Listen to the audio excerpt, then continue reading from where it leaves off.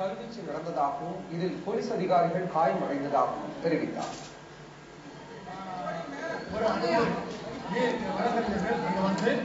நீங்க எங்களை கைது பண்ணிக்கலாம். ஆனா அதுக்கு முன்னாடி நாங்க ஒரு கம்ப்ளைண்ட் தரோம். அந்த வழக்கை நீங்கள் பதிவு செய்யணும் அப்படின்னு சொல்லி டாக்டர் சுப்பிரமணிய சுவாமி மேல ஒரு கம்ப்ளைண்ட் கொடுத்தாங்க. அந்த கம்ப்ளைண்ட் போட்டுட்டு எஃப்ஐஆர் போட்டு காப்பி கேட்டாங்க. காப்பி கொடுத்தாச்சு.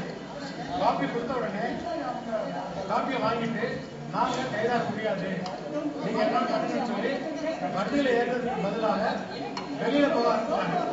வெளில போக சமயத்துல சுற்றியிருந்த போலீஸ் அதிகாரிகள் அவர்களை கைது செய்து வண்டியில ஏற்றுறப்போ 4-19 வழக்கறிஞர்கள் சரியான கல்லறி காவல்துறை அளவு இருந்தது.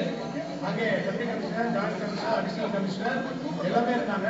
எல்லார் மேலேயும் சரியான கல்லறி கொடுத்த உடனே ஒரு மைண்ட் லத்தி சார்ஜ் பண்ணிட்டு அந்த கைது செய்த 10 பேரையும் அனுப்பிவிட்டாங்க. கல்வீசிய வழக்கறிஞர்களை போலீசார் விரட்டிய போது அங்கு வந்த நீதிபதி காயமடைந்தார் என்றும் அவரை தாக்கியது யார் என்று உடனே தெரியவில்லை என்றும் ராதாகிருஷ்ணன் கூறினார். தலைமை நீதிபதியிடம் பேசுவதற்காக தானும் மற்ற போலீசாரும் சென்ற நேரத்தில் போலீஸ் நிலையம் எரிக்கப்பட்டதாக அவர் கூறினார். சம்பவத்தை கேட்டு நானும் ஸ்பாட்ல வந்து பார்த்துட்டு மென்டெல்லாம் கண்ட்ரோல் பண்ணி அதிகாரிகளை கண்ட்ரோல் பண்ணி நம்ம நீதிமன்றத்திற்கு வெளியில் போவோம். போனதுக்கு அப்புறம் உயர் நீதிமன்றம் தலைமை நீதிபதி அழைத்திருக்கிறார், நாம அவர்கள் போய் பேசுவோம் அப்படின்னு சொல்லி நான் எல்லாம் வித்ரா பண்ணி நான் வந்துட்டு இருக்கேன். வந்து எஸ்பிளேட் போலீஸா வந்த சமயத்துல அந்த வழக்கறிஞர்கள் மீண்டும் முன்னோக்கி வந்து ஏராளமாக கல்லெடுத்து காவல் நிலையத்திற்கு தீ வைத்து விட்டார்கள். அப்புறம் சரி தீ வச்சுட்டாங்க, நம்ம ரெஸ்டா இருப்போம், மீண்டும் நாம் உள்ளே போனோம் சொல்லி அதிகாரிகள் எல்லாம் நிறுத்தி யாரும் போக வேண்டாம்னு சொல்லி ஃபயர் சர்வீஸ் வண்டியை மட்டும் உள்ள அனுப்பணும். தீ வச்சா தீயணைப்பு வண்டி அனுப்பி தீ அணைப்பதற்கு அப்படி போறப்போ அந்த தீயணைப்பு வண்டியை தாக்கி அதில் உள்ள தீயணைப்பு வீரர்களையும் தாக்கி தீப்பு தள்ளுறப்பதான் ஒரு வழி இல்லாம இங்கேயும் எத்திச்சாங்க. தாக்குதலில் 60 வழக்கறிஞர்கள் ஈடுபட்டதாக காவல்துறை ஆணையர் தெரிவித்தார்.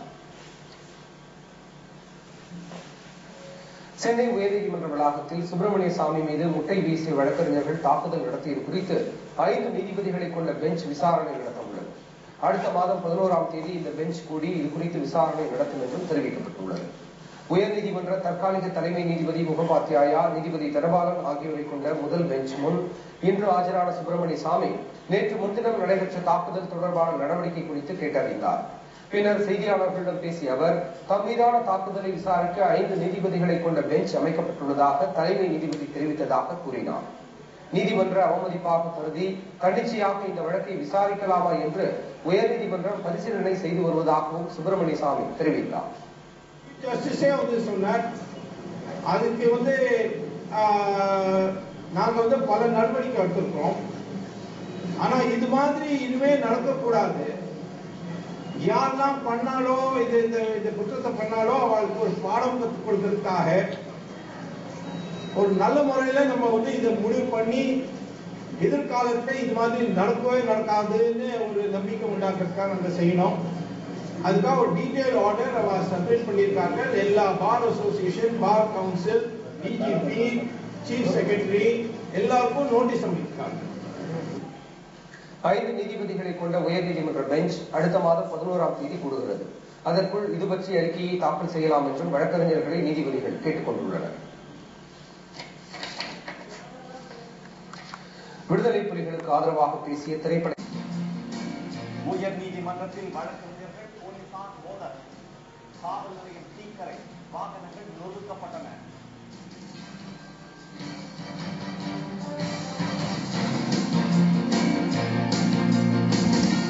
போர்க்களமானது உயர் நீதிமன்ற வளாகம். கல்வீச்சில் அதிகாரிகள் உட்பட 20 போலீசார் காயம்.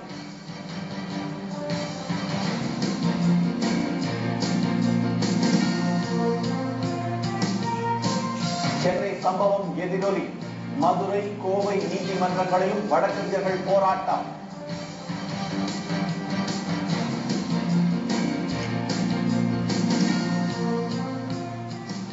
வணக்கம். வணக்கம்.